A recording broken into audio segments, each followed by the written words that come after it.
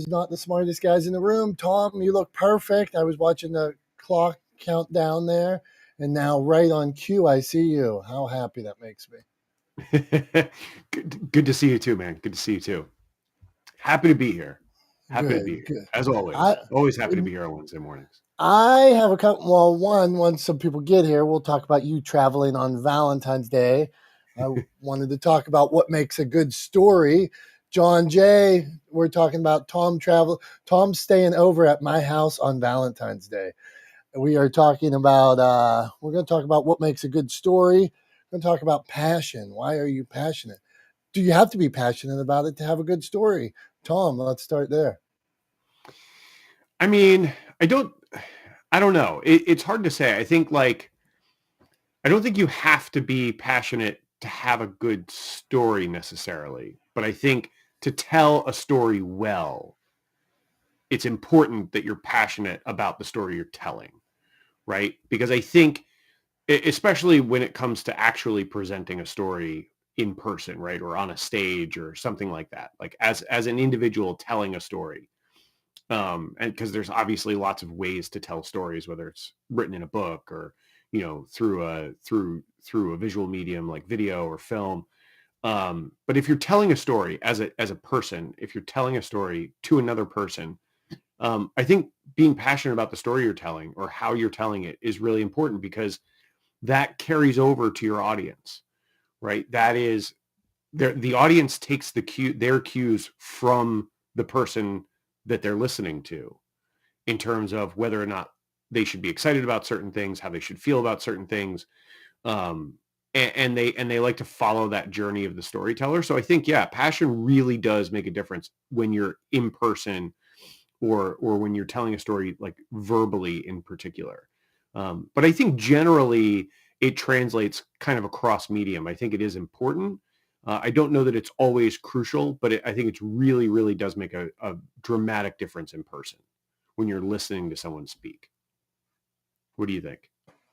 That's fair. I mean, I would think that there are some brilliant. Well, I would think there are some storytellers, some videographers, or students of any of these genres that could tell a story without being passionate about it. But I would think it could take it to a whole nother level when you are. I would think if we're talking about Scorsese, he's passionate about it, or if you're writing about something, or John talking about crime. So I think it's tough. I think it can be done. Why would you want to do it? Did you just call Scorsese a videographer? So did I say that? I don't think I said that. You started talking about videographers, and then you mentioned Scorsese. I was going through all the mediums. I was going through all the mediums. No, I did not do that. John Jay, where do you stand, man? And why are you passionate about what you do? What makes a good story? What do you think about Tom staying over at my house on Valentine's Day? I think it's wonderful, Tom, spending the night on Valentine's Day. It's phenomenal. No, I don't think you need to be passionate about your subject matter in order to be a good storyteller. It helps, but realize that when it comes to telling a story or providing a platform for others to tell their story, you want to be engaging, you want to be entertaining, you want to have some passion for getting that story to the ears of consumers or eyes of consumers. Some of the best storytellers out there, there's no way you can sustain that level of passion, especially. Here's one I thought, and you guys are older, maybe not so much Tom. Charles Kuralt. Remember, he had a show On the Road with Charles Kuralt? And every time he went to a small town, he sounded just as passionate. He didn't grow up there. He had no connection with those towns. And I don't know if he did 500 episodes, 700, 1,000, but you can't maintain that level of passion for every episode you do. But you can maintain a level of passion for your storytelling. And that's the craft that you need. So, in answer, I don't think you need to be passionate. Some people might need that to get started. But somewhere along the line, that passion is going to ebb, it's going to subside, and you got to find your passion for storytelling for the consumer. That's just my personal take on it. So fair to say, John, I just to clarify, because I agree with you. I think, correct me if I'm wrong, what you're getting at is you got to be passionate about the craft, right, of storytelling. Correct. Yeah. But you don't have to be passionate about the subject. Correct. Exactly. And so many people say, like you've got, they bleed this into the authenticity portion. If you're not an expert and deeply entrenched in this, then you can't be passionate. That's just not true. Passion for storytelling, but you don't have to have a clear cut passion for the subject matter. Yeah, absolutely agree. Absolutely agree. Because I think, at the end of the day, some of the best, some of the best documentary filmmakers, right? I think are really passionate about not necessarily everything that they make a film about, but really what they're passionate about is bringing that understanding, revealing the truth behind something to the audience, right? The craft of creating a documentary, right, is really what they're passionate about, and they get obsessed with the individual subjects that they create documentaries on, right? But they don't necessarily they're not necessarily passionate about each of them, right? They're much more passionate about the craft of documentary filmmaking, right? So I think I agree. I mean, I think there's a lot of examples of that, obviously, but I agree with you, John. I think that's a good point. Okay, this is interesting. I want to just follow up with John because this is the fair points, and I'm thinking as a publisher, well, it could be the genre, but maybe I pull out details of the story because maybe not every story I wholly, but then when you get into a story and you help them develop this detail or that detail, pull this out. So my question, John, is as a radio guy, syndicated, 100 markets, you have a podcast too. What tips would you give somebody? Anybody here, they're interviewing somebody and they're not passionate about it, and I don't want to be so. And Jason, we're coming to you because he said I saw his little emoji there about being triggered. So, John, what tips would you give somebody? And I hate to use that you're not passionate, but just if it's not their forte. Well, here's What what I go would on? say. Number one, and I learned this lesson a long time ago, doing a radio interview for an FM music show. And I complained to my program director that my guest was just not interesting. And the program director said, "That's your job. It's your job to create a stunning interview, make it better." Now, granted, there's some that are more challenging than others. The tips I would give are this: don't confuse expertise with passion or with the art of storytelling. And sometimes, quite often, that's what happens. People say, "Well, I'm an expert in this." No one, I'll say it again, I've said it many times, no one cares about your expertise. They care about your story. And from that story, you will get people to follow you, buy your book, engage you as a public speaker, go to your website, whatever it might be. That's how you capture people's attentions. So it's up to me to create the atmosphere. Because some guys, I did an interview yesterday where the guy's he's a pretty laid back guy, but he's got a really compelling story.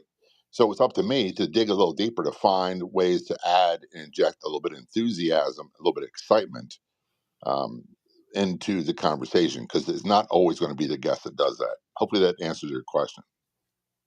Thanks, brother. Okay, so I'm going, Julie, if you don't mind, I think you'll appreciate this. I'm going to Jason because I saw he had put up a South Park thing that said something about triggered. So let's get the battle going. Jason, go on, my friend.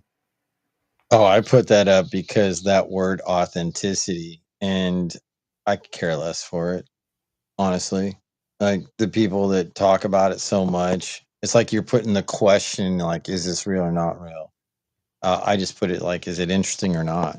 And it's interesting that you're talking about passions because there's not a lot of things that I'm truly passionate about, but there's a lot of things that I'm interested in. And passion brings out my emotions.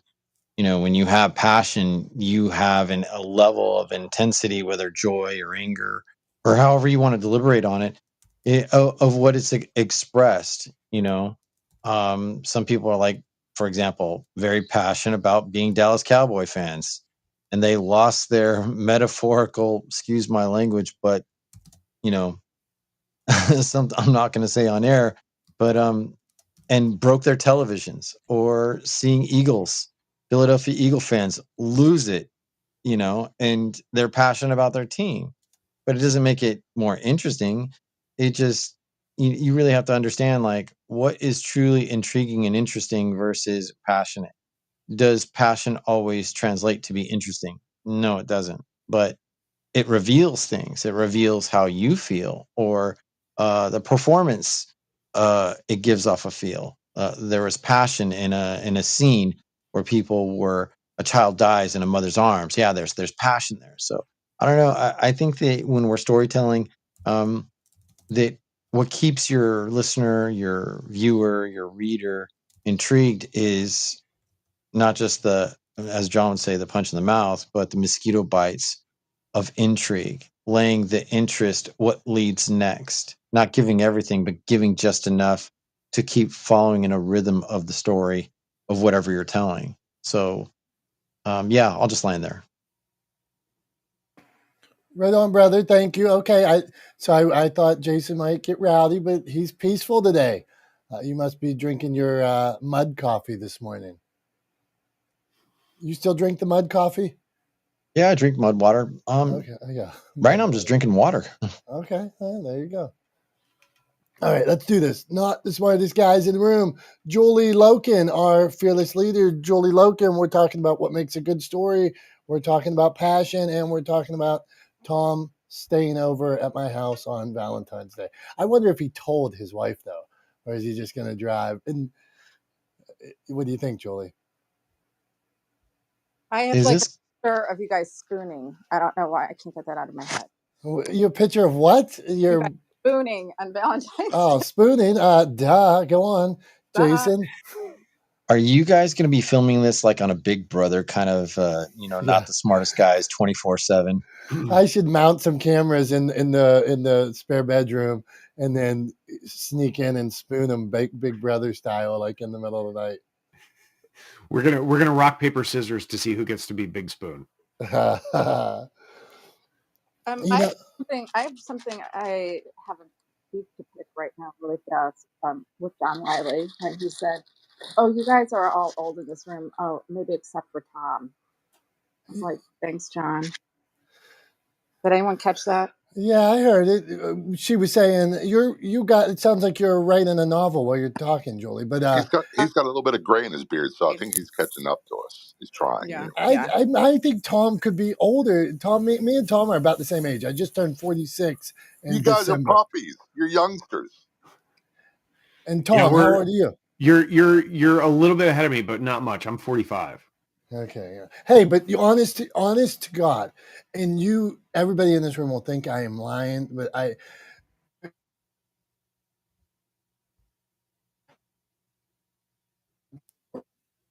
can't hear him. So Dom froze.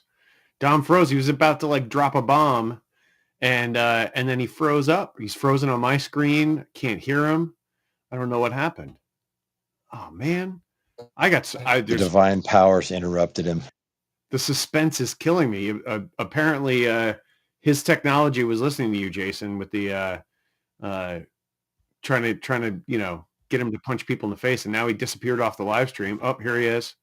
Maybe coming back in. Maybe, possibly. He's just a blank screen right now. We'll see if his video comes back up. Don't know what happened. Oh, there he is. Now I can see him. Even my phone. Oh, you're all choppy there, buddy. Yep. Is it that winter blizzard that's hitting the East Coast that's ruining the transmission? I don't know. It's cold here, that's for sure. It was 14 degrees at my house when I got up this morning, which is not the coldest weather I've ever been in by any stretch, but definitely chilly for the Hudson Valley in New York. It's a little colder than usual. Do you go running out in that weather, Tom? Yeah, I definitely have. Today I didn't. I did a rowing workout instead. But yeah, I absolutely will go running in the weather. I just right now, because we just had snow yesterday, the roads are a little bit dicey, so I don't necessarily, and there's like no shoulder, so I don't necessarily want to run in the weather right now, but it's not because it's too cold. It's really more of a safety thing. I don't particularly need to go out and slip on ice or something and hurt myself, especially when I haven't even started training for my Ironman yet this year. So yeah, there's no sense in rushing out to hurt myself on the ice. Dom, you're frozen on my end, buddy. Can you hear us on Clubhouse? That's I'll take that as a no, that you're still muted. You're staying muted. I'm going to take you off screen on the live stream. Julie, what were you trying to say? You were trying to say something earlier, and you were breaking up, and it was hard for me to hear you. What were you saying about? You were saying something about me, I think. Oh, just how young you are. Oh, sorry. How young you are. Sorry, I'm headed out to the airport right now. Getting back to. Gotcha. Oh, we lost Dom out of the Clubhouse room. She's getting out of Gilligan's Island. What? Yeah, she's been Julie. Our friend Julie has been trapped in New Jersey for a week or parts. Can you hear me or not? Can you hear me or not? Now we can hear I'd you. say, me and Tom were talking. I had a computer guy come out. We got all kinds of plans, hard drive, but this was my internet on my phone and on the computer that just went down. Is Julie actually still in New Jersey? I think she's at the airport heading back to Illinois right now. You got to give her some props. How mad would you be if it was like Thursday or Friday last week that she got stuck there. Wouldn't you just drive at some point? I mean, yeah, I don't know. In all the travel I've done, I've had my fair share of time spent in airports and flights getting delayed and canceled and stuff like that. So I'm a pretty roll with the punches when it comes to travel kind of guy. Just because I've done it so much that, there's certain things like I know you can sort of make an impact on and maybe create a little bit of change, but a lot of it is just completely out of your hands. And like, you can get all kinds of angry about it, but it ain't going to get you anywhere. So it's, you're better off, keeping your stress levels low, keeping your blood pressure down, and just, letting things unfold, especially when you can't control them. Right. So I don't know. There you go. But okay, let me tell you, I got one bar here. So if you lose me, that's the way it's going to be. So I was talking to Julie like 6 months ago, and she starts talking. She said something about like John said about young guys or old guys or whatever. And she asked me how old I was. And I said, I think I'm 46. And then I stuttered, and she was like, I said, wait, I'm 45. I don't know, 46. And she's like, you don't know how old you are? And like now I swear she thinks I'm lying, that I'm like made up my age or something like that. So I'm like, well, I'm 46, because now I don't want to say I'm younger than I was, because so then and then most of us, like after like I turned 40, I don't think I ever thought about a birthday. I don't like really want my family to bring presents or have celebrations. And it just is what it is. I feel weird like people celebrating that day. It's just not my thing. So anyway, this year I find out on my birthday, me and my wife like sit down and figure, well, how old are you? Because I know I'm 1 year older than her, like a couple months older than her. I am 46. So I just turned 46. So in my mind, I got a free year. So it's like a redo of last year, because I already thought I was 46. So I'm young again. I have 2 years to accomplish 1 year of stuff. It's amazing. So I got a question about that story, Dom. When you said my wife and I sat down and figured out how old I was, did you need did you have to have like a pencil and paper to do the math? Like, were you doing it longhand? Like, what was going on there? Well, we just seriously talked, because she's like, oh, wait, no, I'm this old. And then wait, so we just, because she knew. And then like, we just really had to think, no, yeah, you're this much older. And it's only a few months. So yeah, it took a conversation. So I get a free year, and I wasn't lying to Julie about how old I was. That's funny. I envision, like the way you described it, I envision like a serious sit down. A lab, like, yes. We need to talk. right? Like, let's get out some paper. Where's my birth certificate? Like, let's get to the bottom of this case. Let's finally crack it. How old am I? But I mean, we carried some that's what I ones. was envisioning. Yeah. That's why I was laughing. All right. But So yesterday I was in Jason's room, or maybe 2 days. Jason, hey, I love Jason's rooms on Clubhouse. Can we get some more live rooms on Clubhouse? John, I need you to have live rooms in the day. I'm not around I'm at working. night.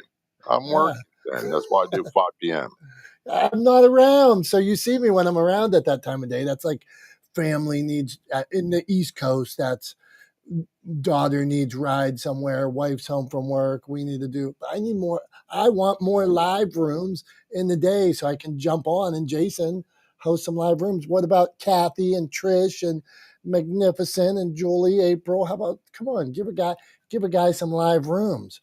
But we were talking in one of Jason's rooms about the art of the story, and what makes a good story.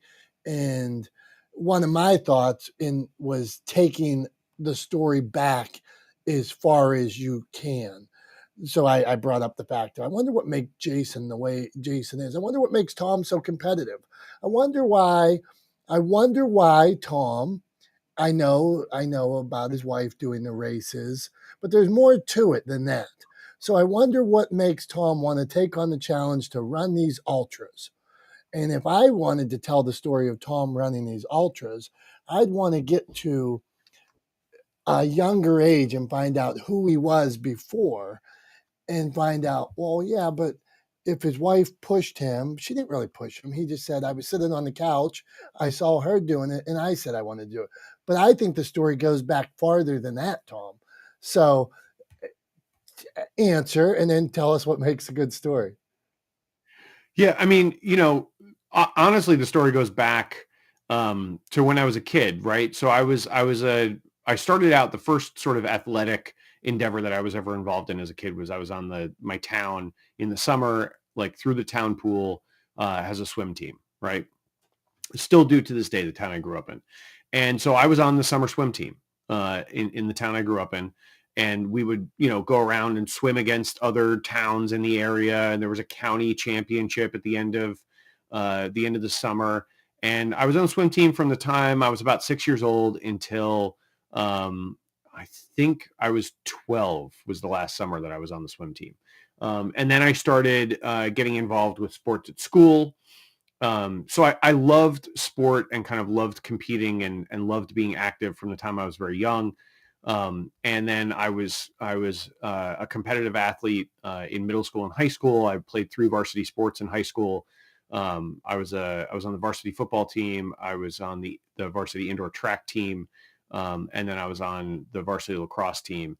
And my senior year in high school, I got injured playing football. Basically took a cheap shot. Kid missed his block on me. We were on defense. I was playing defensive tackle and I shot the gap. Kid missed his block. And I took a shoulder pad in the knee, in the side of my knee. His helmet was behind my knee. He clipped me and tore the cartilage in my knee. So went for an MRI. The radiologist who read the first MRI missed the tear. And said nothing's torn, just a sprain, just a little. Despite the fact that I heard it crunch, like I felt it crunch when I got hit. Got missed. Kept playing on it. Got to the point by the end of the season where I could like barely walk around. It was so painful and so swollen, and ended up going to have surgery. Missed my lacrosse season my senior year in high school. Which was a real bummer because that was actually my favorite sport. And then after that, like I basically had a doctor tell me, a year later, I had a second surgery to remove some more torn cartilage. And after the second surgery, I had a doctor tell me, and I don't believe there was any sort of malfeasance on his part. I think he was just telling me what he thought was the best advice he could give me at the time. But he literally said to me, no more running. And I looked at him. I was like, what do you mean? And he goes, let me paint a picture for you. If somebody's pointing a gun at you, you can run. And if they're not, no running. ever. So from the time I was 19 years old until I was, getting into my in my 30s, I basically, in my late 30s, I basically wasn't active at all. So for almost 20 years, I did nothing athletic because I believed that doctor when he told me couldn't run anymore. So I kind of went down the path of like, well, if I can't run, then I'm going to do what I would have done instead of it as much, right? So like I had a lot of fun in my 20s. I partied a lot. I drank a lot. I ate whatever I wanted, and had a really good time. But kind of, was getting into my late 30s and was wanting to do something different. Was kind of feeling that I was over that, right? I'd kind of been there, done that, and didn't really, and I was in a long-term relationship with Becky, who's now my wife. So she came home from marathon training one day, and it was the longest run she'd ever done. She walks back into the house after running 20 miles, and I'd only made it from the bed to the couch, and I was sitting there drinking coffee. And I just remember vividly, she walked into the kitchen, and I just kind of sat there and thought to myself, man, I am a lazy, lazy, lazy pile of shit. I need to get up and do something. Like not right now, but just generally speaking. And that was the turning point, was that internal thought. I wanted to get back to doing something active. It seemed like if I'm going to do anything, to the extreme that I tend to do things, probably a good choice is something athletic and something that's good for you. So, so that's what I started. That's when I started, doing serious training and taking things seriously, and did my first triathlon a month before I turned 40. See, that's the stuff, Tom. And I bring that up, and I did not know Tom's story, but about the injuries and things like that. But once you take somebody back, and now you need to be able to articulate it just like Tom did. But once you take somebody back, and that is the root of the hero's journey, in storytelling. If I could take you back to where it started, take you back so far, take the reader back, the viewer back. And now, if Tom just said, like usually, let's say Tom tells us I'm running a race this weekend. Well, maybe we're not cheering for him. Yeah, so what?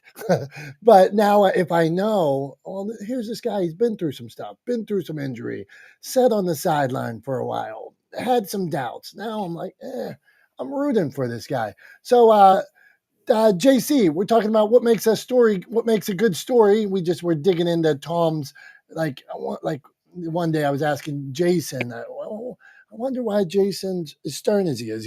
He was in the military. I think he said single mother, there was a few things that made him tough.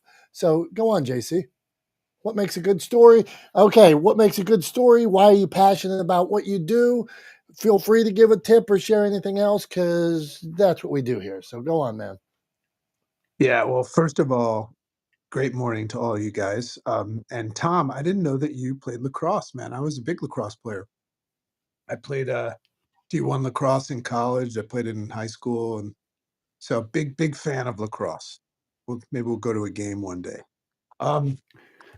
There you go. Yeah, as a matter of fact, I don't know if you know this, Tom, but they're coming out with a movie about the ancient game of Taorathon, like with the Indians and stuff. It's going to be pretty cool. Like that was an extremely violent game. So there's going to be some sort of like major broadcast movie about that. So, yeah, what's interesting about stories are such a powerful tool to use, whether you're writing a book or public speaking.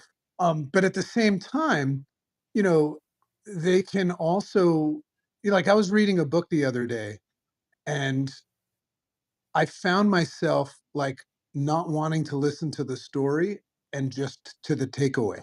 sometimes sometimes the story could be like 85% of a chapter, like in many cases my book is.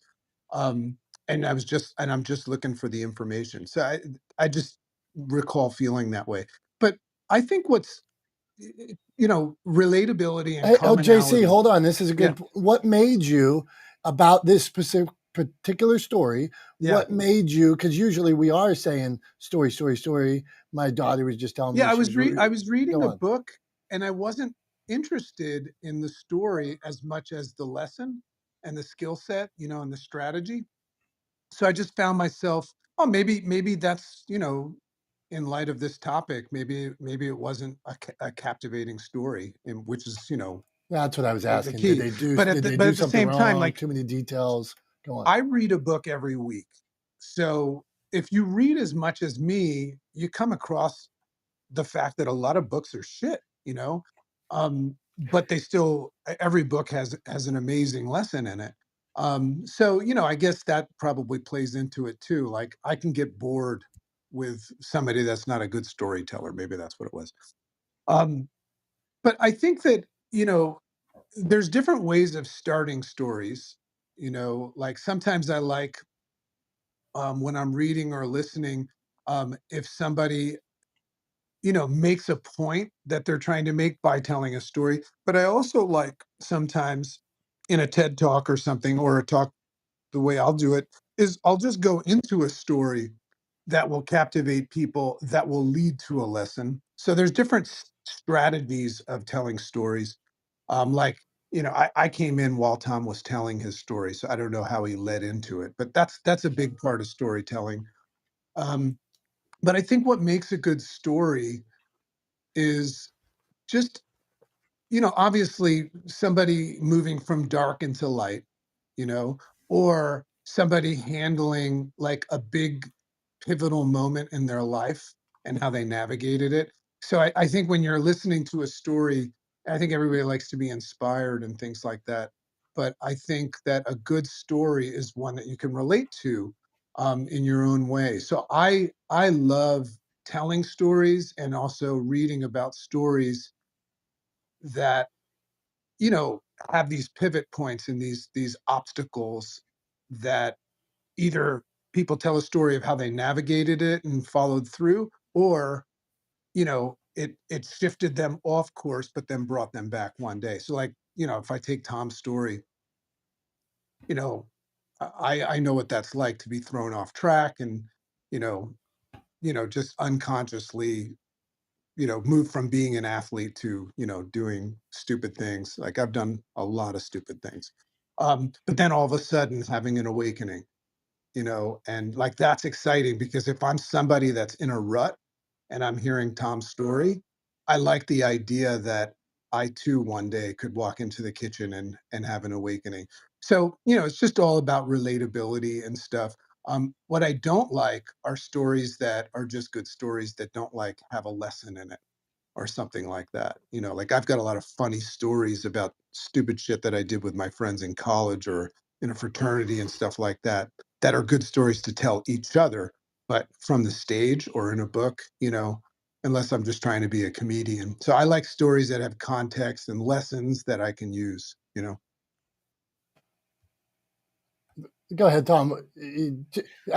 Sorry. I have to say that I've been on the stage before, and you think a story's good, and then you get up there and like you thought you'd make this message, and then you tell it, and it wasn't the right place for that story, and you can see like somebody in the audience like look at you a certain way, and you're like, "Shit, I'm not telling that one again." Go on, Tom. Yeah, I was going to say, JC, I appreciate that. One thing, just jumping back to the lacrosse thing. You were definitely a better lacrosse player than I ever was because I was not going to play D1. I would have sat the bench in D1. I would have played some D2. I don't know that I would have started, but I definitely would have played D2. That's But yeah, I that's wouldn't have that's played. that's good lacrosse, man. Yeah, I mean, I would have been warm on the bench. I would have been riding pine in D1, but I loved lacrosse. I had a lot of fun. I played defense. I was a crease defenseman, and the thing we used to do, and this is just for JC. I'll be very very brief with it. But the thing we used to do is I also was really good at face-offs. I had quick hands, and so I would come up and take face-offs with my long stick. and it would totally psych out the other team. They would be super confused, have no idea what to do about it, and not really know what to expect. And it worked. That's It worked actually so often. a very, very normal, common strategy in lacrosse today. And you know what's fun? Because Tom, you're a runner now again, right? You're out there training. Yep. So Yep. I still sometimes have trouble thinking of myself as a runner, but yeah, I am a so runner. I'm 52 and I play still in a high level men's league. Like we go to Lake Placid and play in these big tournaments against all the greats from the old days. So if you ever want to step on the field again, nobody rides the pine in their 50s. Sounds good. Sounds good. I appreciate that. We'll have to talk more offline about that. Um, I just wanted to throw in too. I think one of the things that a lot of people miss is that really ultimately, like the one thing that all good stories have in common, right, is structure. And the structure that you use in telling a story is part of what makes it relatable, as JC was talking about. It's part of what gives the audience the opportunity to empathize with, to understand the characters, and to sort of go along with them on the journey they're on through the story. So I tend to think of this, like broadly speaking, the way I've kind of broken things down, or the way I talk about storytelling, is I think of it in sort of a structure of 4 acts. And if you hear people talk about like filmmaking, or you hear people talk about like plays, you probably are familiar with plays having multiple acts. I think about it in terms of a 4-act structure, and kind of this is how I tend to break it down, right? So Act 1, I think of as like laying the foundation. That's where you give the context for the story. You paint a picture of where the story is taking place, who the players are, who the main characters are, and give the audience an opportunity to get to know them a little bit, right? So that's the laying the foundation is Act 1. Then Act 2 is sort of where the action starts, right? That's where you'll often find the inciting incident, whatever it is that triggers the thing that triggers the journey, right? In the story I was telling before, the thing that triggered my journey into becoming an Ironman triathlete was my wife walking in from her longest ever run, and me having that sort of moment of realization. That was the inciting event, right? So there's in Act 2, you have the action, and you start to travel down the path that inciting incident creates. Then in Act 3, you that builds that action, that inciting incident builds to a climax, right? So that's if you think about it, if you analogize it to, or use the metaphor of like riding a roller coaster, which probably all of us in this room have done at one point in our lives or another, whether you like roller coasters or not, you've probably been on one, and if not, you're definitely familiar with how they work, right? The old school roller coasters where you get on and there's a chain and it pulls you up the hill, right? So you start out, the context is when you're just getting in the roller coaster, you're getting buckled in. That's Act 1. Act 2 is you're on that climb, right? You're going up to the top of the first drop, clunk, clunk, clunk, clunk, right? As you climb up on the roller coaster. And then the climax is right at the very top as you start to go over the top of that first drop, right? That the top of that hill, that's this climax. And then the climax can last like kind of through the whole roller coaster ride, right? So it's you're going over the top, and then the climax is that sort of heightened tension, that heightened state, where everything comes to a head in the story. And then finally, you have the resolution. And that's the part of, in continuing the roller coaster metaphor, that's the part where you pull back in to the loading area at the end, right? There's usually a kind of a slow curve, gentle, kind of like calming you down as you come back in.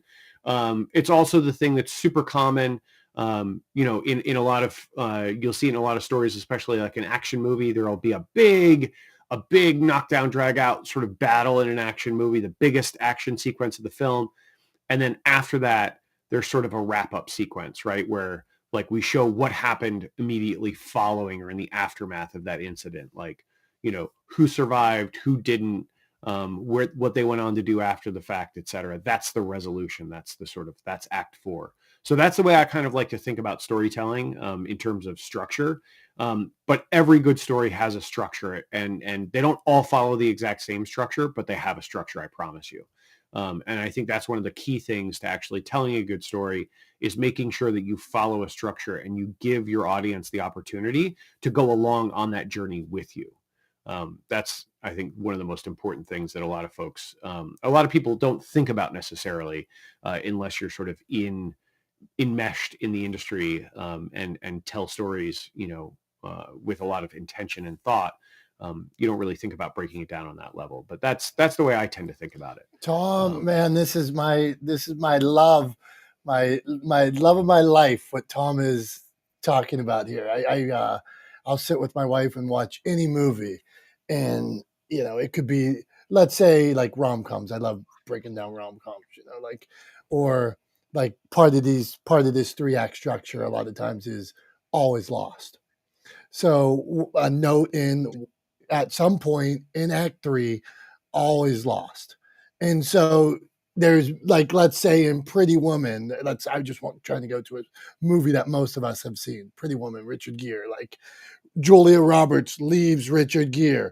Richard Gere decides that he tries to pay her. Then so sometimes always lost happens to multiple characters. Like, you could have like in Pretty Woman, there is always lost when he loses her, and there's always lost when he makes an offer that she doesn't like. She's like, well, that was a good offer for a girl, but things have changed. And then she goes off and he's out on the balcony, he feels it. And the proposal that Ryan Reynolds and Sandra Bullock, she goes down the aisle and she decides that she's not going to go through the marriage. And she leaves him at the altar, always lost. Then she flies away in the plane, always lost. And there's these, in all these movies, that you see the same thing. So sometimes I'm reading a story and I'm like, I'm writing a story right now. I have a girl that used to intern me. She finished film school. Me and a guy are writing it that does a lot of work in the industry. We don't have always lost. I know my always lost isn't good enough, and so I have it in the film school girl's hands, because I know at this point of the story it's not good enough, because my always lost isn't strong enough. So I have her looking at it and she's like, well, Dominick, did you know that sometimes a character has morals, and maybe if we establish these morals earlier in the story, we could use a different always lost than what you're thinking. It doesn't have to be he cheated on her, somebody died, whatever. So I'm all into this conversation, Tom, that we might do 10 hours on the big twist, like in Gone with the Wind. Anybody see Gone with the Wind? So I'll go back and I go back and watch Gone with the Wind. Okay, Heather likes Gone with the Wind. Okay. I just watched it recently. Now, there's the big twist in a movie. What I realize now from going back and watching Casablanca, Gone with the Wind, I just watched Breakfast at Tiffany's recently. There used to be intermissions in a lot of movies because there's a structure. Right around time of big twist, boom, is when Gone with the Wind, a lot of people consider it like a perfectly written movie. It's a different time. But right when the biggest twist happens, they go to intermission. And now if you're a viewer of because the movie Gone with the Wind stops and it's like intermission, and you're like, what's going on here? Because it's 50 years later and we don't have intermissions anymore, but it is on this act of, climax, first act, second act, build, big twist. So anyway, Heather, you're up. Tom got me excited. Go on. Yeah, so I really appreciate this conversation in regards to storytelling, because I'm really leaning into that for 2024, and I feel as though a lot of brands should. Um, and I've been doing a lot of storytelling over on TikTok. So if you're not following me over there, just shoot me a follow. But I actually told the story, and I have lots of stories. Like, I've been in social media management and strategy and content creation and website design for almost 15 years. So that's 15 years of stories. And, there's some stories that I could tell about, horrible past clients. I could talk about those who are, tried to be a client and they were disrespectful and rude, but, that's that's something that, you don't want to talk about because that's so negative. Now, granted, you can make humor around it, but I'm trying to really focus in on the stories that like got me to where I'm at. One of the stories that I told was my journey onto diners, drive-ins, and dives, how I got onto diners, drive-ins, and dives. And it all started with a cold email. I was driving around my state, and that's what I do. I drive around my state and I watch people. I watch the locations, new locations, brick and mortars, and trucks and vans and trailers and all this stuff. Like I look for branding, I look for local businesses, and I check out their website. I contact them. Like I'll take a picture while I'm driving around and take a picture of their trailer or their truck and being like, hey, like I saw your business. I saw you don't have social media. Like let's chat. I've been doing this for almost 15 years, blah, blah, blah. But so that's how it happened. I cold emailed a guy named Billy Rostrom. He was known as the Sausage King of Delaware. And I cold emailed him after I saw his truck pulling his food trailer. And his food trailer is called Maiale. That's Italian for pig. And it's Maiale Deli in Salumeria. And so I cold emailed him. I was like, hey, my name is Heather Cox. I just saw your trailer. I just saw your website link and I went to it and I think I could help you. And literally within a week, like I went and I had a meeting with him and he became a client and I redid his website. And then that turned to me managing his social media management. And then he applied for diners, drive-ins, and dives and he got it. But and we were freaking out, man. And there's a little more backstory. Like apparently I used to have Sunday dinners with this dude like every Sunday because my dad worked for his dad and we didn't even freaking know it. So that was crazy. But then there's lots of work that goes into being on Triple D. Like you have to make sure everything is like sparkly shiny, like your walk-in, your kitchen, everything.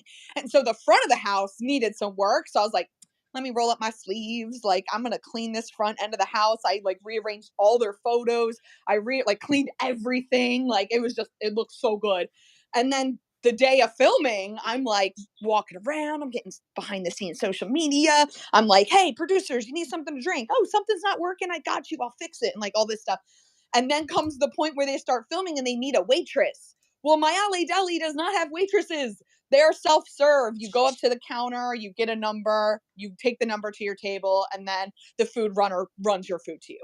They don't have waitresses. But for Triple D, you need waitresses on the show because when they present a food item on the show, the quote unquote waitress needs to say the food item so that the person who is viewing the show knows what food they're talking about.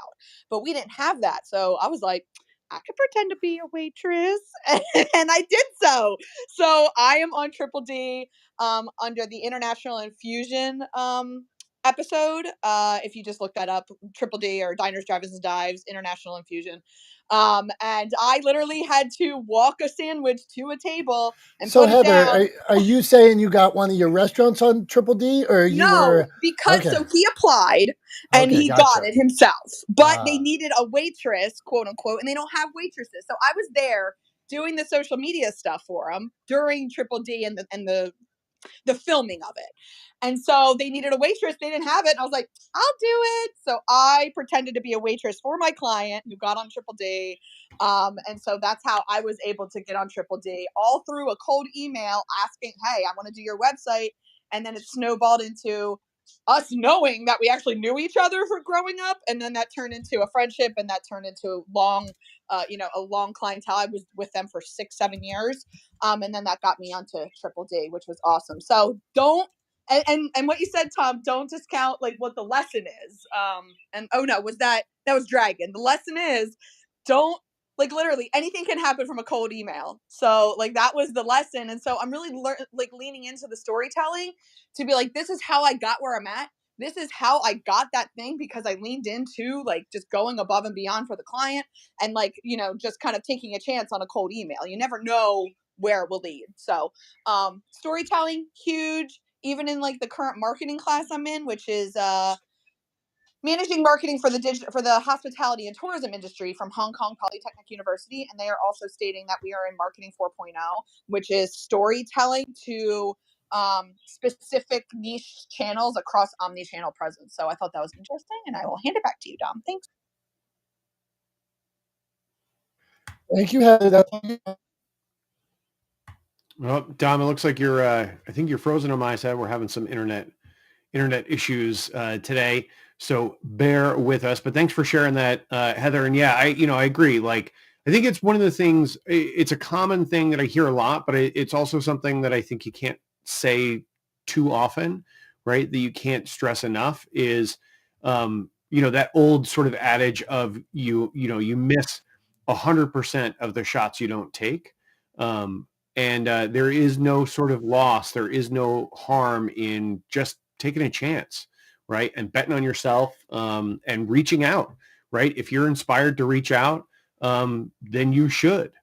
And it absolutely can work out in your favor. Like I have a story about that. When I was in my 20s, I ended up regularly speaking with the White House, because I took a chance. I was working on a TV show. We were filming in Texas. It was during the Bush administration, and we were filming in a school down in Texas. And Laura Bush's big initiative when she was the first lady was education. And so we reached out because we were going to be close to their hometown. And we were going to be filming in a school and doing this sort of this makeover show in a school, helping to revitalize some classrooms there. And I reached out on a whim. And what do you know? But I ended up having multiple phone calls, like speaking on a regular basis with the First Lady's press secretary and chief of staff, trying to figure out scheduling and whether or not we could make it work. And ultimately it ended up not panning out. But, I just picked up the phone and called the White House, and I ended up getting through to the chief of staff for the First Lady. So, you miss 100% of the shots you don't take. I never would have gotten close to that, or been in a situation where at my office, I would get a call transferred to me from the White House, which was pretty interesting. So there was a lot of confusion. The receptionist, because we didn't have direct dial numbers, they had to call the main number and then get transferred to me. And the receptionist called me up one time and said, "I've got the White House on the line for you. Does that sound right?" And I was like, "Yep, I'm expecting a call. Thanks." And there I was, like a 25-year-old kid chatting with the White House. So you never know. You gotta take a chance. Gotta take a chance. Can I share a quick funny thing that happened 2 days ago, story Absolutely. wise? So I don't know if you guys know, very, very prominent public speaker. He's got a huge following. His name is Nick Sanastazzo. He's got no arms and legs. I don't know if you guys know who that is. But look him up. I mean, he's just got a massive presence. He's become a massive success speaking on all the biggest stages. So anyway, I like what he does, but I'm always trying to get the attention of these people, not necessarily to do business, just to network and see if I can get them on my podcast and things like that. So he was doing a live 2 days ago, and when this guy goes on live, I mean, he's very quickly he's got thousands of people on there. So I try to get in the beginning, and he's asking that common question, and this is kind of like Heather in a sense, like, or what Tom just said, if you don't, you know, take a shot, you'll miss it. So he's basically saying, "Hey, where's everybody from?" Checking in, and everybody's telling him. So I always try to say something different, especially when I see that the person's reading it. So I write, everybody's saying Florida, Chicago, Dallas, or whatever, and I write planet Earth. Right? Now, he didn't see it the first time, so I wrote it again. And then on his live, he laughs. He goes, "Haha, planet Earth." And then I heard his cameraman laugh as well. So I'm like, okay, boom, level one accomplished. So then what I did is about an hour after his live, I said, I go into his DM, which these guys very rarely have the opportunity to look at all of them. But I take a stab and I just said, "Hey, Nick, I loved your live today. I'm the planet Earth guy." So within 10 minutes, he responds to me, and he complimented me on it. He thought that was really funny. And then he kind of went into a little bit of his pitch, like he was kind of navigating me, obviously, like, what's your biggest struggle? What's holding you back? And things like that. So here's my other opportunity to either like play that game or say something different. Right. So long story short, he's like, so, what's your biggest chokehold? What's holding you back? And I said, nothing really. I said, right now, I'm just trying my best to not be an asshole. So that's what I said to them. And he just thought that was the funniest answer he's ever heard.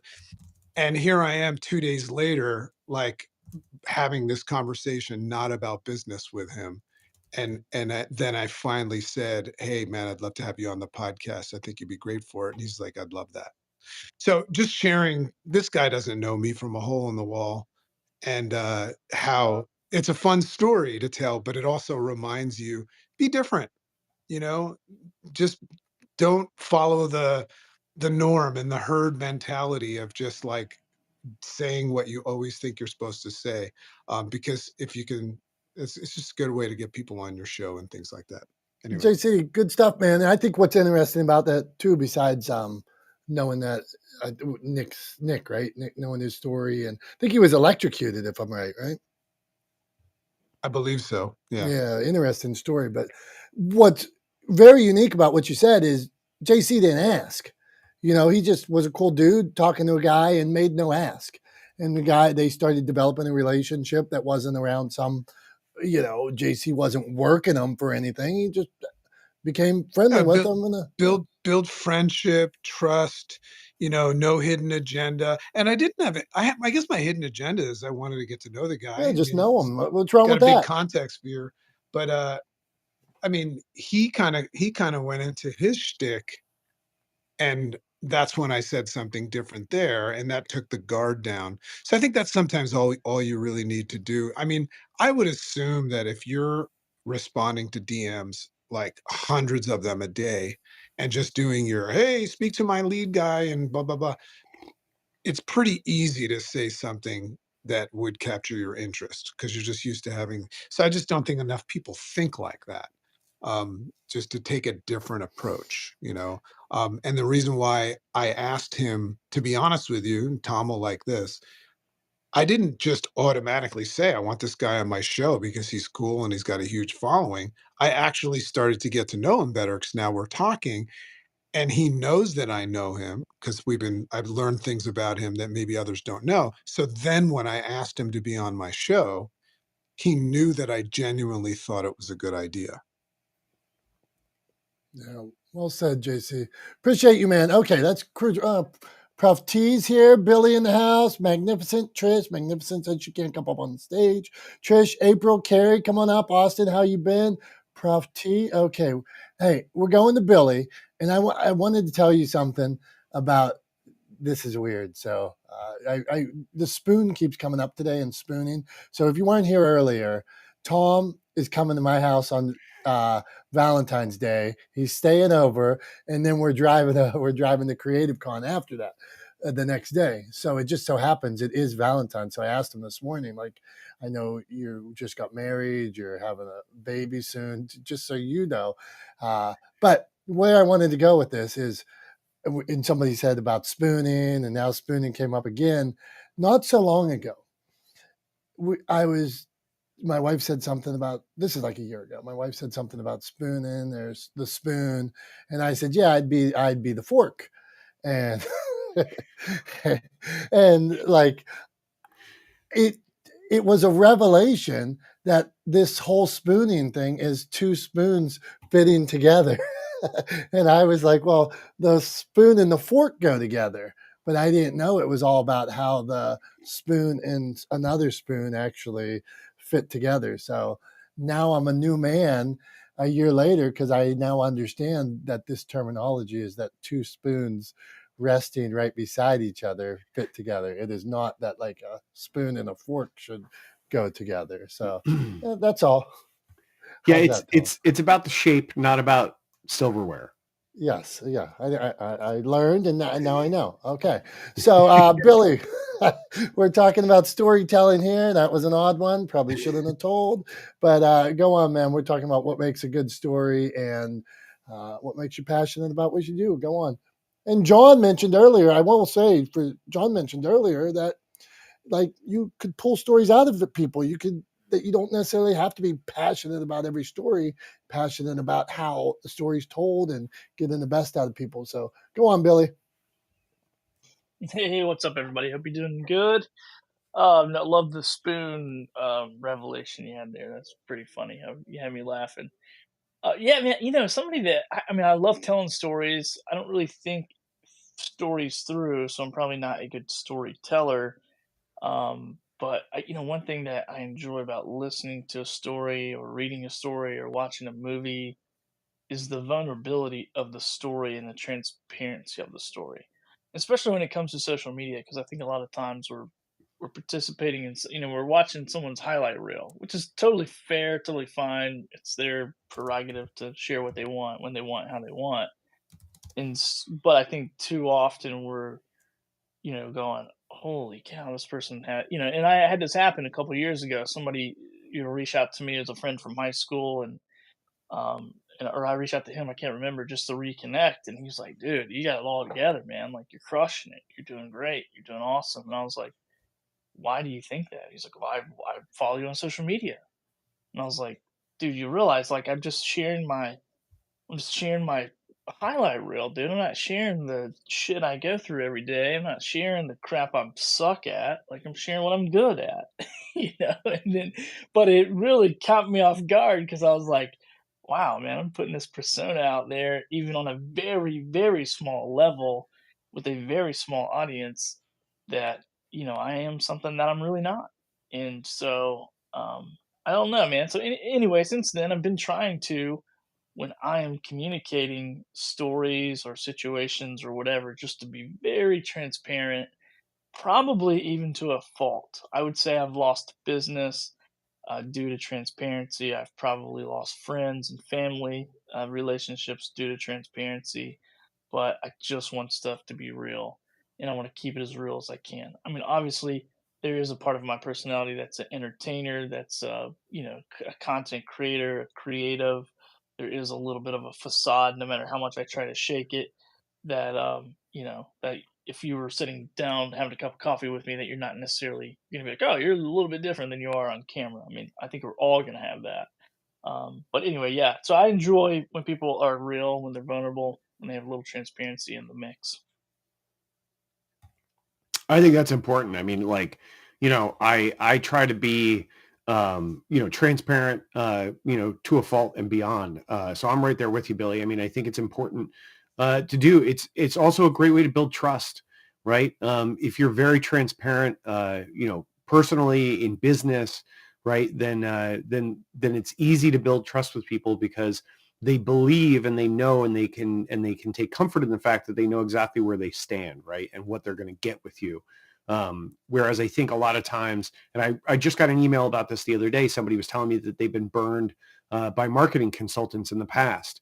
And the first thing that popped into my head was they were probably over-promising and under-delivering.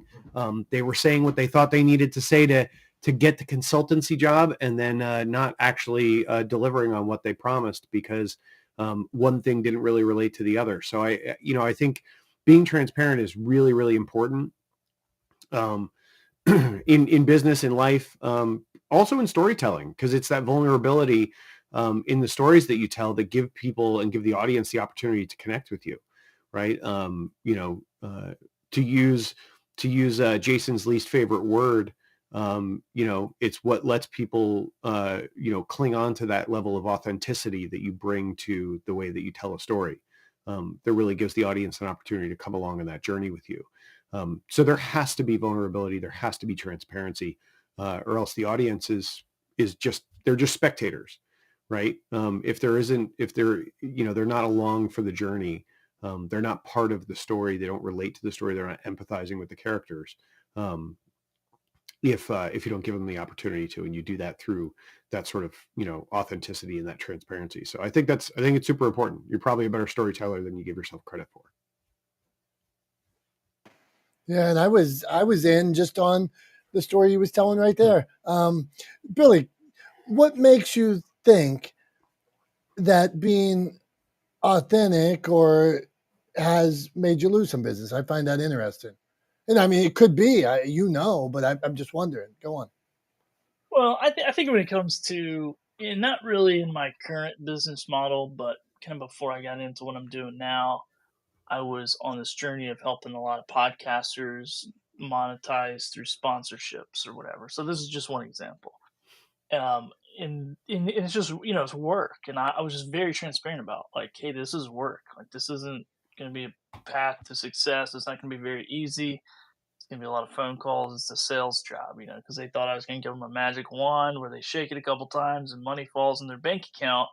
I'm like, nope, it's a sales gig. You gotta do some upfront work. You gotta figure out who your, audience is, who your niche is, blah blah blah. It's upfront work.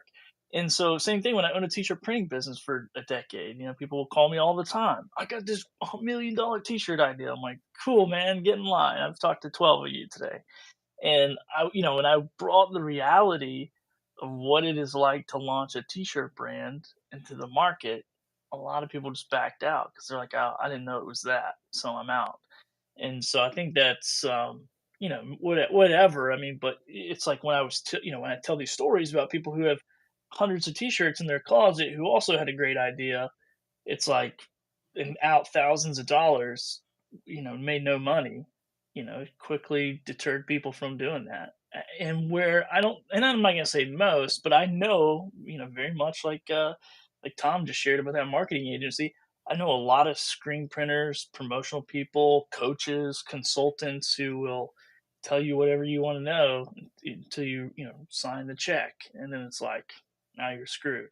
And so I don't know, man. I think I probably lost opportunities that way, and maybe it wouldn't have went that way. Maybe they would have went the other direction. But I was just very upfront about what is this really going to take to be successful in these two areas. In my past experience, so that doesn't happen as much anymore because I'm pretty much just delivering for like certain companies or whatever.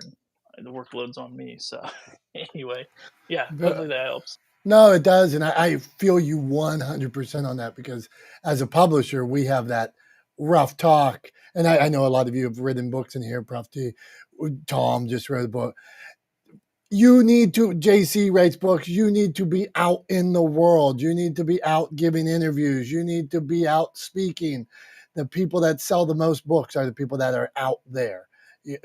Like I can see my guys, like I'll have one of my authors will call me and they'll be like, oh, had a speech today. It went pretty good. Hey, guess what? And I'm like, what? He's like, sold 300 books, and I see the people that are out there doing it have the most success.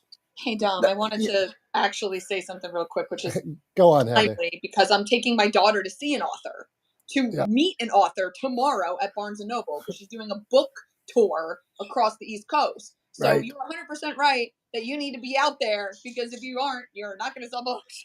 Yeah, and so if you're giving speeches, like let's say me when I did the chamber circuit, the Rotary circuit, the county fairs, well, I knew I'm going to sell 20 books, 50 books, 100 books, whatever it was at those types of places. Okay, I'm there 2 days. How many hours am I going to be there? You are out there.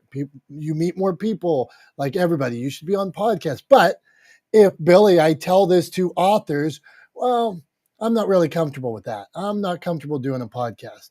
I'm kind of busy. I have kids. I can't. Well, you are going to sell less books than the next person. That's the hard fact that I will give people. And so once you broke it down like that, Billy, teach me how I don't blow sales, because a lot of times when we have those realistic talks like that, people don't want to hear it. Actually, one day a guy told me, and I tried to be straightforward, and it was a friend, and we were talking, and he said to me, "That's not a pep talk, that's a poop talk." and I didn't mean to come down on him like that, but I was just giving them the reality of, here's what the work it's going to take, and here's where you're at, and the market, and only this percentage of the population reads, so you'd have to be out promoting, and your subject matter is pretty unique. Like Heather, you talked about writing a book on coding one day. Well, okay, now that the market is smaller for that book doesn't mean yours isn't going to be the number one seller in coding, and but even still, okay, but now if you write, okay, I'm going to get into this real quick. Don't get mad at me. So Heather writes a book on coding. Sometimes when you write a book, your family and friends buy your book. That's a percentage of the population, but only a certain percentage of your family and friends even read. Okay, so cut that from the, okay, even if you go to your followers, only a certain percentage of your followers read. Only a certain percentage of your family and friends and followers read whatever type of book you are putting out. Only a certain percentage of your family and friends read a book about coding.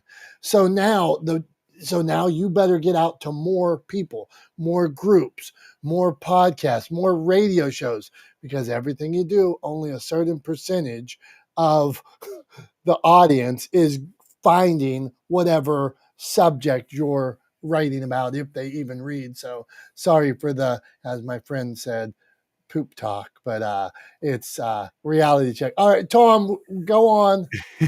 I was going to jump back to something Billy was saying, just a different kind of spin or perspective on what you were talking about, Billy, in terms of like, costing yourself business. Like the things, the situations you described, I actually would look at as, you didn't cost yourself business. You probably saved yourself a lot of headaches, because it sounds like all of those people you were describing were people that would have been terrible clients, that you probably would have ended up having to fire as a client because they had unrealistic expectations going in. And despite your best efforts, right? Like, cause I know I've had this happen, right? Like despite my best efforts, I've had people have unreasonable expectations of not necessarily the content that they were going to get from me, but how it would perform for them, right? And what it would do for their business. And I've had people turn around and go, we've had this video on our website, for a month, and we haven't seen any uptick in sales. And I'm like, well, that's not how any of this works. I don't know what you're talking about. And they're like, well, we thought the video was going to be really important for our business. And I'm like, it is, but it's not flipping a switch, right? You're not turning the light on all of a sudden going, we got a video, and everybody's going, holy shit, they got a video. We should go do business with them. Like, that's not how this works. Right. So yeah, I mean, I speak from experience. I've definitely had that kind of stuff happen. So yeah, I would look at that as like that kind of transparency helps kind of weed out, and separate the wheat from the chaff, and like, makes it easier to decide who are the good clients and the people you want to do business with and you want to have a relationship with, and the people who you're happy to let go and tell them that they should look elsewhere for support. So that's my thought. All right, perfect. And I know Dr. Tachi loves to talk about firing clients. She's talked about that before. So Dr. Tachi, storytelling, firing clients, and did Tom say wheat from the chaff? Go on, Dr. Tachi. Good morning, everyone. First of all, that's my mother's favorite saying, wheat from the chaff. And for the longest time when I was little, I didn't know, what the hell? Wheat from the chaff? What does that mean? So when you said that, it conjured up all these images, because I actually picture somebody separating wheat from chaff whenever anybody says idioms like that. So storytelling. Okay, can you go back, because I was away for a moment. What exactly about storytelling were we talking about? I think first, before we do that, I think, Dr. Tachi, if you could explain to Dom what wheat and chaff are, because he's I don't know if you can see his face if you're watching on the live stream, but he's not there with us. I think Dom is today years old when he learned what that phrase. I am. I'm Googling it. I'm going to Google it too. So go on, Dr. Tachi, teach me. Google it and tell me, damn it, because I'm still not quite. I'm imagining though it is the process of separating the wheat from like the outside part of it, the quote kernels of wheat. You know better than I do, Tom. Is that correct? Yeah, I mean, basically, right. So wheat is a grass.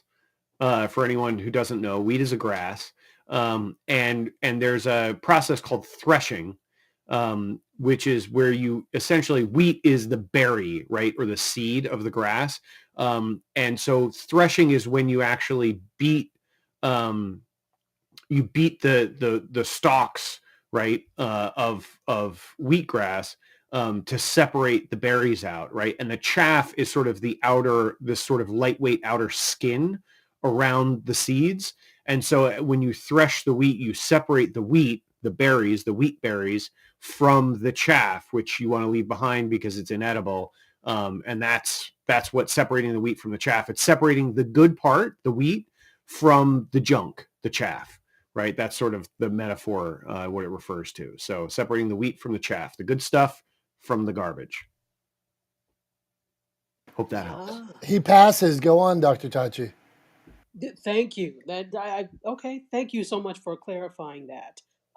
Okay, now, what were we when it comes to storytelling? What specifically? Now let's talk about other food-related metaphors. Now we were talking about we were talking about storytelling, and we're talking about like sort of story. We started out very early on before you were here, Dr. Tachi. We were talking about sort of passion and the role that passion plays in storytelling. And John Wiley actually made a really good point, talking about how it's not necessarily important that you're passionate about the subject of the story, so long as you are passionate about the craft of storytelling, right? So there's some nuance there. You can tell stories about things you're passionate about, and I think JC kind of hit on this too when he was talking about like often expertise is sort of confused for charisma, right? Just because somebody's an expert doesn't necessarily make them a good person to speak on a subject, because they might be expert, but they might also be a terrible storyteller, right? They may be very passionate about something, but might not be able to communicate it well. So we were talking about that, and we were also talking about structure, and I kind of broke down for everybody sort of a standard kind of 4-act structure that I follow in storytelling. But yeah, so that's kind of a quick summation of a bunch of the things that we talked about. If that helps, if you want to chime in on any of those points.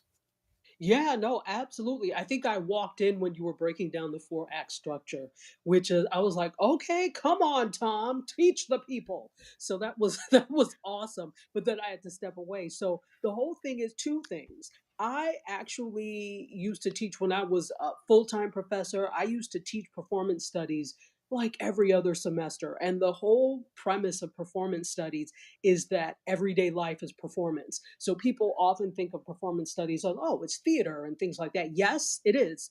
But it's also the fact that as an individual living in the world, you act upon the world in a sense, kind of in a theatrical, everyday way. So if you are a firefighter, you uh, become the role of a firefighter, and you put on the boots, you put on the heavy waterproof coat, you put on the helmet, all of those things to perform your role as a firefighter. And so all of us are performing and doing performative things on a daily basis. So with that is storytelling. So the best stories are going to come out of what you already know, out of everyday life. I think sometimes people play or try, I should say, too hard when it comes to storytelling. You don't have to try so hard. It's like when I teach dance, there are people who are convinced they can't dance, and I tell them, no, you're just trying too hard.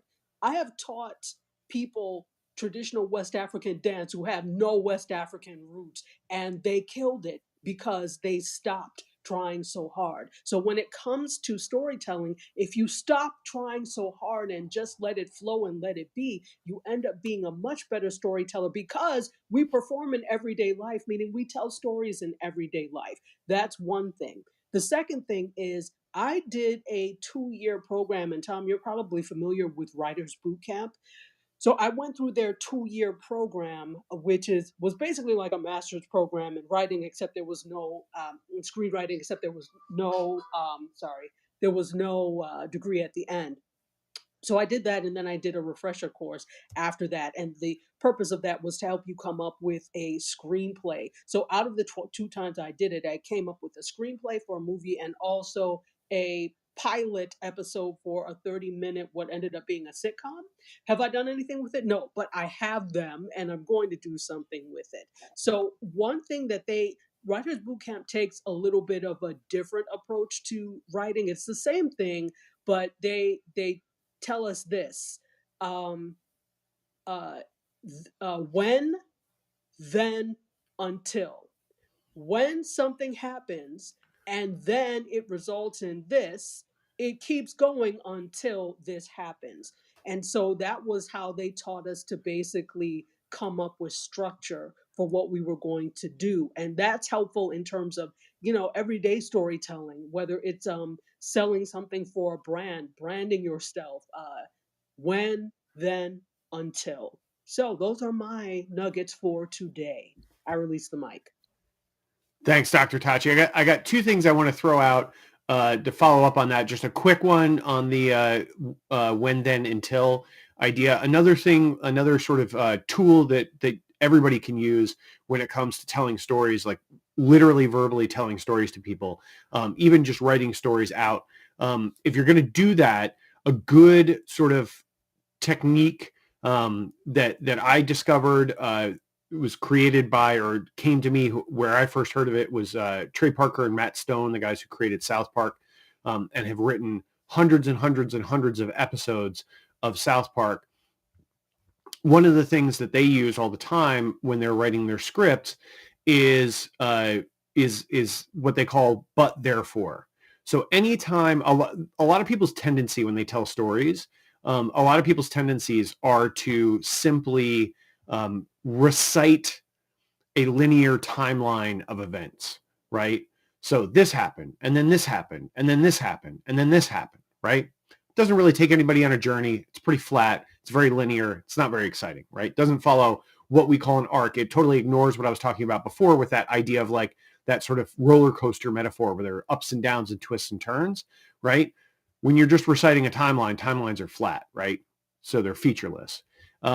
So the idea is whenever you come across telling a story, whether it's written or verbally, whenever you're telling a story and you come across, you find yourself saying, and then, what you should do is replace that and then with a but or a therefore, right? Which will force you to kind of adjust and change direction a little bit in your storytelling.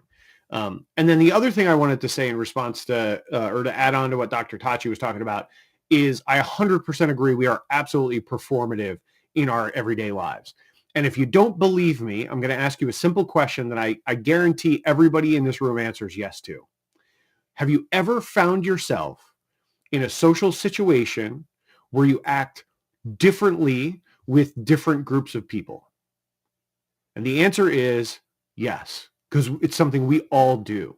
We all have slightly different versions of ourselves that we share with different groups of people, right?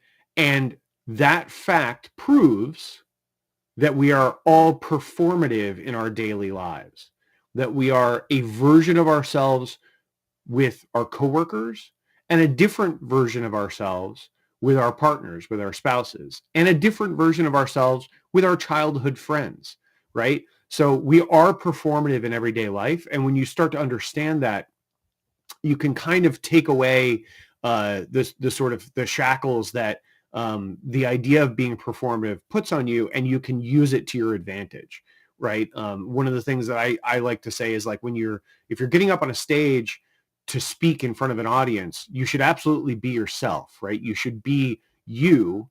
You should just be you, like turned up to 11, right? So don't try to be somebody else. Just be you turned up to 11. It's performative, right? But you're not playing a character. You're playing yourself, right? So there's a little nuance there, but I just wanted to heighten that and draw everybody's attention to that. I guarantee you answered yes to that question, because if you didn't, I mean, I don't know what to say. You're not human. But yeah, if you answered yes to that question, then there's your proof that we're all performative in our everyday lives, to back up what Dr. Tachi was saying. So what do you think, Dom? Are you one person here, and am I going to get somebody totally different when we're spooning on Valentine's Day?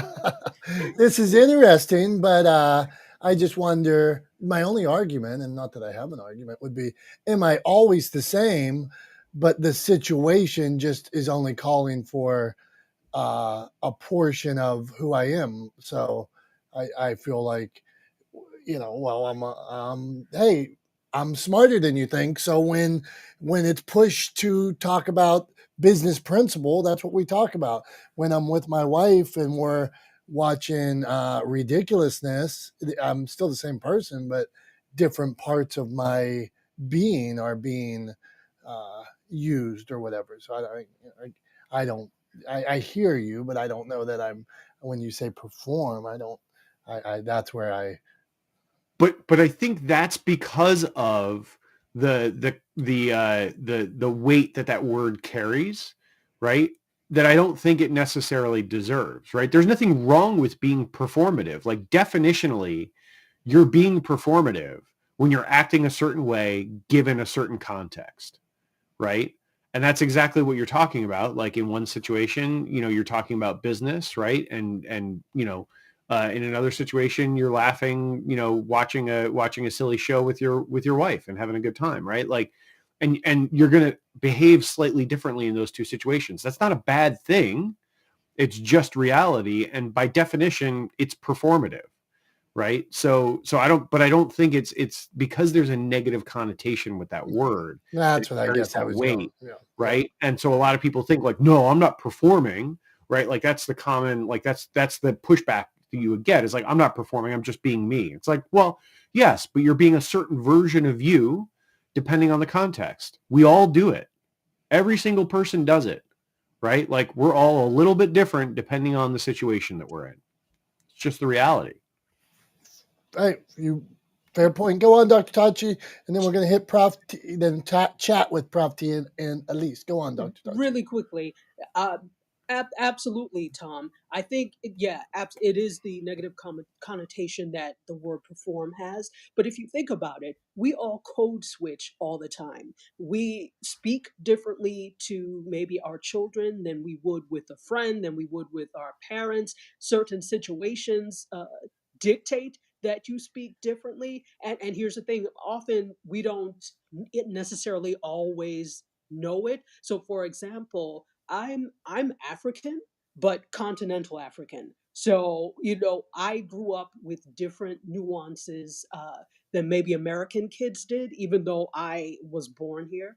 And then also than African American kids. So with the difference between myself and African American kids when it comes to language is that, yes, we're both Black, but there are differences in the way we speak. So if I am around them, I always usually speak the same way. However, I notice there are things that creep in so that there is a common ground that is found, letting them know, okay, I understand. It's the same with any group that you may be around. So we all code switch depending on where we are and who we're with language wise. So that's an example of the performative nature of language and how we perform.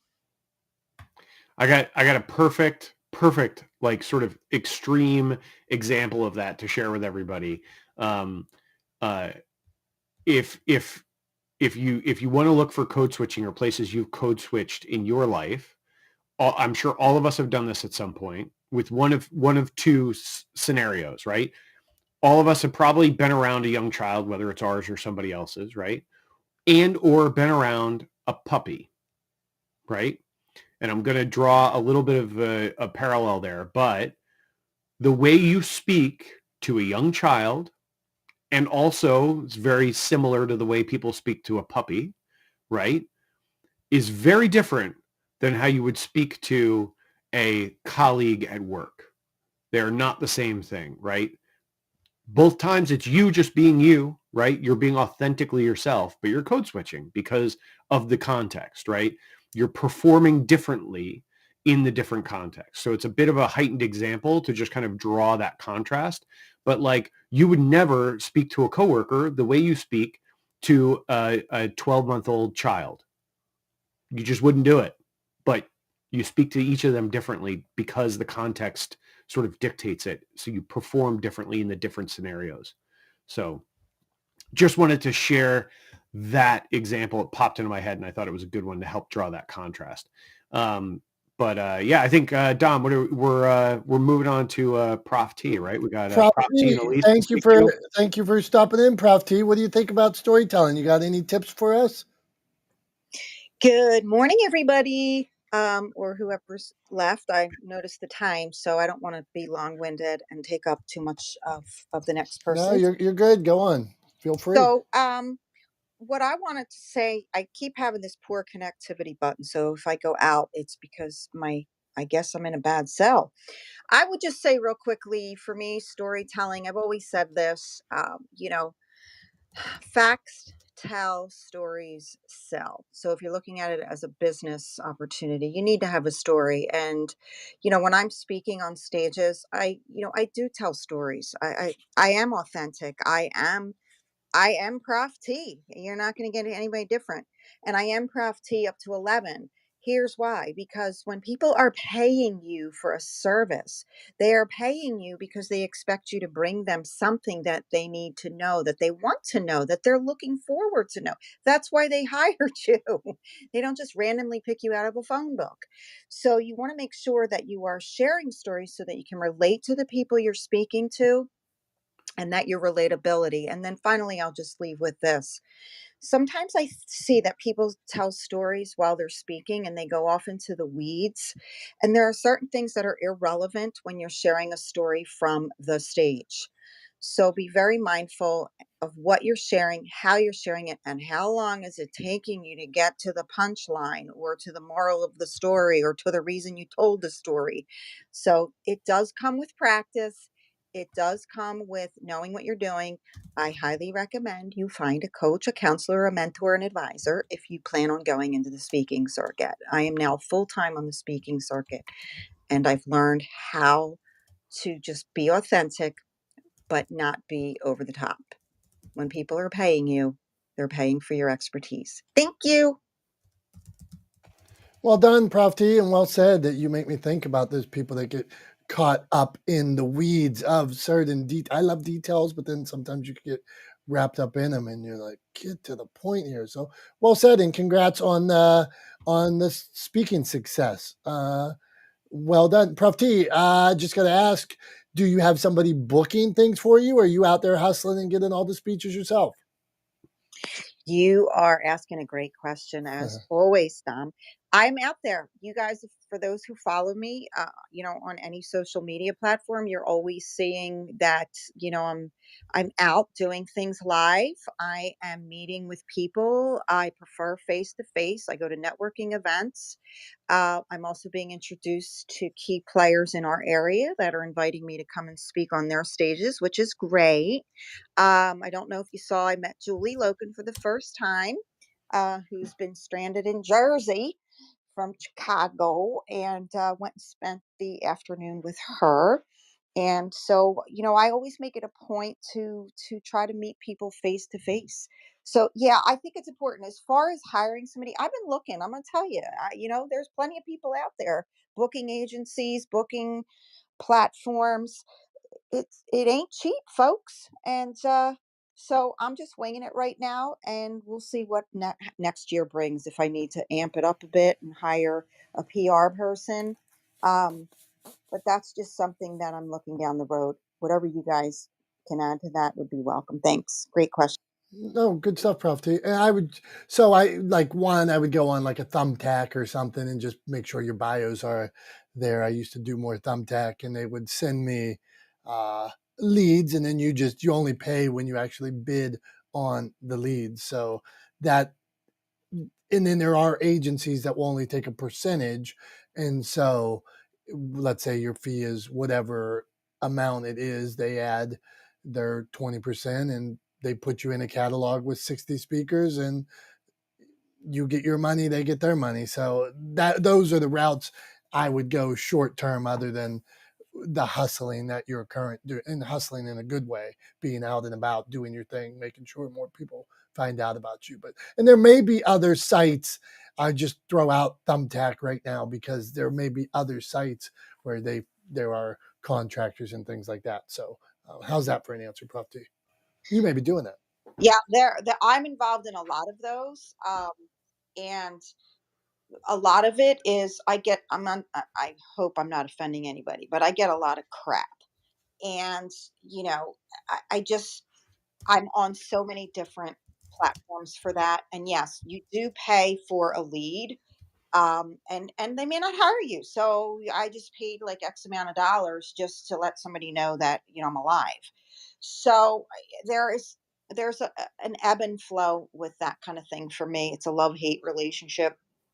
I don't really need it at the moment, but if I choose next year to amp it up, I'm gonna have to rethink it. But thank you. Yeah, that's a good point. They do send, like, let's say I was on a Thumbtack or something like that. Sometimes I'd get, hey, this college, a college is looking for somebody to talk this time to their employees. Send us a bid. I'd send a bid. I'd pay the money to send the bid. Other times it would be like, I'm not supposed to say like, because I get mad at my daughter for saying it. Other times it would be somebody looking for a clown. And I would say, why would I bid on me being a clown? I'm not a clown. So I understand what you're saying. Okay, we will go. Elise, storytelling. You got a tip for us before Tom wraps it up, and maybe we do a quick show and tell. Elise, what do you got? Hey, everyone. Storytelling is such an interesting one. And I remember when I first dove into, wanting to write a book proper, the first time it was 100% seat of the pants style, which is something that I have just come to understand is a common term used for writing. Like seat of the pants is like you just are caught up in the flurry of the story, and so you put pen to paper and you go with it, you flow with it. And that got me very far with my first project, and I learned a lot about writing and storytelling just by going down that path. And then, of course, once that was done, I realized, like, yeah, I should probably figure out how to actually orchestrate and organize this to make it something, it felt like it needed a little bit more legitimacy.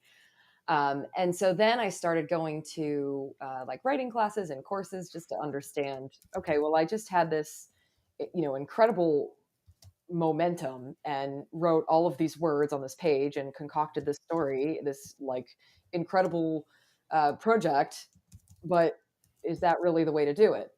And then through seminars and writing centers, I learned about the other approach, which is more structured, right? Which includes building out full outlines. And some of the tips and tricks that I picked up there included, using Excel spreadsheets to like really draft and create a story. And that helped me because when I went into my second project, I was still very much, going seat of the pants style, but I found that some of the elements and the components and the tools of the structure that came with that more formal outlining approach really helped me to hone in on, what can sometimes feel like the flurry of inspiration to sit and write and create a full story, paired with, some of the discipline of being able to um, not only write the story and capture that momentum that comes as inspiration, but to do it in a way that helps you build some kind of structure. And it's always a work in progress. Like I feel like I will always be learning and in need of learning how to perfect and apply all of those different tools. But one thing that I definitely have come to really appreciate in my own creative works and projects and just those moments of inspiration, that capture you and you find yourself walking around saying, I need a pencil, I need a paper, like let's capture this as soon as we can, is being able to build out a hybrid of the two, right? Like I've gone into other projects where I have solely tried to just use the outlining and structured approach, right? Where I say, I'm going to write a story and it's going to be about X, Y, and Z, and I'm going to build out this, formulaic outline. And then I go to sit and write it and fill in, and it's missing the spark. It's missing that sort of that sensation of a visceral inspiration. And when I go to try and write it, it's not quite the same. And then, of course, the other extreme is when you get caught in a flurry of inspiration and you have this beautiful, flow of words and thoughts and stories, and you capture it as best you can in writing, and then you look at it and you say, all right, well, this definitely needs a little bit more structure. How do I refine this? So I'm finding that, trying to bring the two together and to do it in harmony with one another has really helped me, not only to keep the momentum of something I'm writing, if that momentum is sparked by that kind of inspiration, but to do it in such a way where, as I'm going and I'm kind of like trying to capture, the words and story and thoughts, across the page, I'm stopping and kind of outlining or structuring it as I go, so that it doesn't get lost and mired in, I think somebody before had said, like, the weeds of the details. Because when I first started just doing Seat of the Pants, I was like trying to capture everything within the scene, to tell that story. And I found that using that more structured approach, but not too aggressively, has allowed me to be able to stay in that flow, that Seat of the Pants style, but to refine it a little bit more. But that being said, I feel like I will always be a student of that approach for sure. Elise, one, Prof T, Dr. Tachi, Jason, I want to say great tips today. Like that, I hope some people listen to the replay. That was brilliant storytelling tips, Elise. So well said. How do you want to be in flow, right? There is flow, a point where you sit down and it just comes out. There are days where it doesn't just come out. So if you can realize that we're all going through that. Okay, so structure, process, being set up, whether it's your computer in a certain place, a book in you write in a certain part of your house, but you still want to have those notebooks around so that when you get in flow, you can, or that when the idea sparks, you can write. So good stuff. So on that note, I'll take you to show and tell. And the show and tell today is, I just pulled it off, and I may have showed this before, but it's been a while if I did. This is a little notebook that says first book. In 2005, I worked in Yellow Page ads, and they were big on writing your goals. And so at the time, they made you write my goals, and you would write like so many cells a week and things like that. And very quickly, I started thinking, wait, I have something to say. It's about going broke or getting beat up, and it became. I was working for them, and I changed it to first book, and I started writing notes and things like that. And it took 7 years for me to actually publish a first book. So it took time. I didn't know what the hell I was doing, but it all started with that first writing that goal down and then taking action. So that's where I started at. Tom, what are we doing here? We got Phil, Jason, and John. Stop back. So Jason, John, give us a story writing tip. You got 30 seconds, and then we're going Jason, John, Phil, and then Tom's giving us a wrap up. How's that? Jason, what do you got? Story writing tip. 30 seconds. Just think Storytelling. about You what can do storytelling. moves Go you on. to Sorry. tell it. I interrupted. Go again. Just think exactly the most important thing to move to. Got it. Tom's giving you a head nod. Okay. John, storytelling tip. What do you got for us? The main thing I would say is the details are less what you think is important. The specifics really, it's about the story, and look for the generally relatable feeling that most will accomplish. And for example, when I had to jump out earlier, Tom talked about lacrosse. Lacrosse is a great sport. I have nephews playing it. I've never played it. If you want to talk to me about overcoming obstacles, become a back into exercising after injuries, yeah, you got my attention. But you get too far in the details of lacrosse and playing a game or football, you're going to lose me. So that's what I'm talking about. When I say this to my guest, a rainy night on, it was 8 o'clock at night, and what the temperature was and road conditions really are not that important. It's really what happened and you telling your story. Thank you. Well done, John. Thank you. And Phil, and I think this also matters what medium you're on too. So, Phil, what do you got? Give us a storytelling tip. We haven't heard from you. Go on, Phil. What do you got? Good morning, everybody. So, here's a tip. When you have opportunity to get better, you think you know your story. Mine, I thought I knew my story for 40 years because I live it every day. But when you have opportunity to be around someone, official mentor or not, such I was recently with John J. Wiley, I believe it's important to listen for every specific instruction and also listen for guidance of how they're guiding you to help you tell your story better. And from there, you go back and listen to it, which I had the opportunity when the our episode dropped this week to understand where he was leading me, how he was improving me, and helping me see sides of a story that I never saw before, even though I've lived it for 40 years. So it's important to listen. 100% agree with that. That's a great takeaway. Tom, I got nothing more to say, and we're past our time. Give us a wrap up. Strong, man. Strong. Bring it today. What do you got? Yeah, I mean, we've covered quite the gamut today, as is usual for us. You know, nothing new there. But yeah, I mean, I think John's got a good point, and you know, John and I started talking about story, kind of, you know, prompted by you, but that's how the episode started. So why don't we end there, bring it full circle?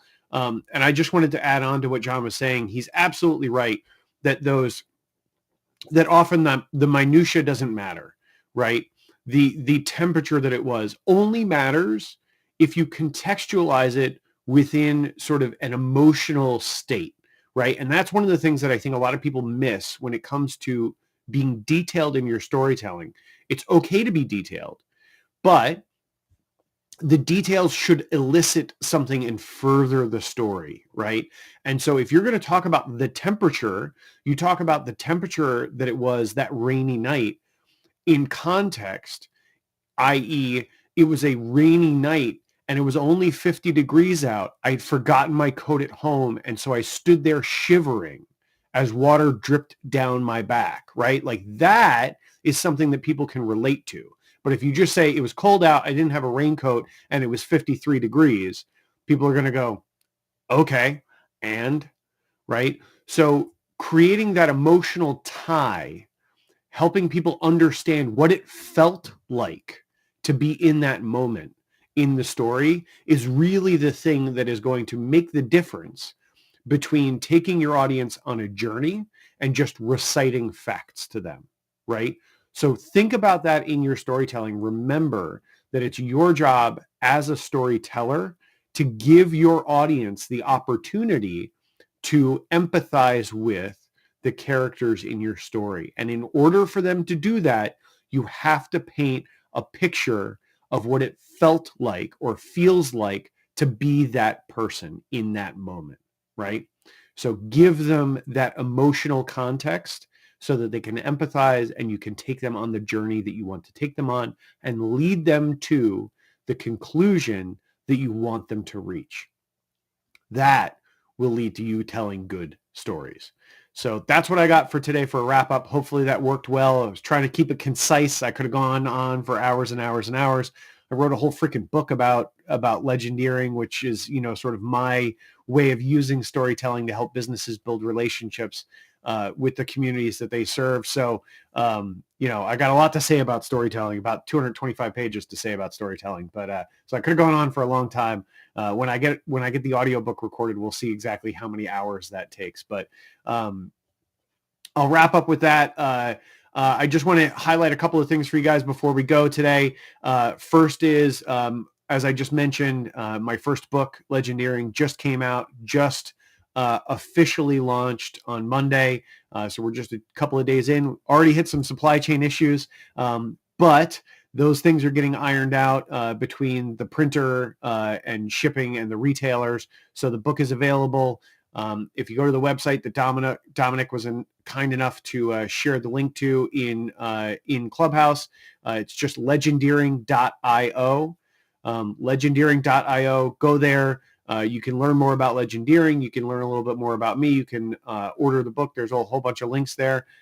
If you want to avoid any supply chain issues, you can order the book directly from the printer. They actually have a warehouse and a retail sales site, so you can order it directly from there, from Casemate. But I appreciate everybody's support. Really looking forward to riding this journey out and seeing the impact we can create with Legendeering and humanizing the world of business. So appreciate you all for that. And then I would be remiss if I didn't mention why Dom and I were talking about spooning early on in the episode. It's because I'm going to be staying over at Dom's house on the night of Valentine's Day, and that's because right after that we are heading to Chicago to Creative Con, a conference that we've been working for the last several months with our friend Julie Loken and our other friend Heidi Dunstan to put together to really help people further their creative pursuits, right? So this conference is specifically designed for creative entrepreneurs, whether you want to write a book, start a podcast, create a video series, whatever the case may be. We are putting together a killer panel of folks to be there to help you guys further those ambitions. There's going to be inspiration on the main stage and then application in the workshops in the afternoons. So you'll get both sides of things. I think it's a really unique approach to putting on a conference like this. It's the first of its kind, and we're all super excited about it. So that's why I'm going to be hanging out with Dom on Valentine's Day. If you want more information about Creative Con, just go to creativecon.com. It's CRE, the number 8, TIVECON.com. creativecon.com. You can get tickets. You can learn more about the process, who's going to be speaking, etc. And of course, follow us on social media. Dom is at Motivation Champs. I'm at Talex Media LLC, and you can learn more about it there as well. That's all I got for today. So until next week, I'm Tom for Dom. This is not the smartest guys in the room. We appreciate you guys. We love you guys, and we will see you very, very soon. Thanks so much for being here. Bye-bye now.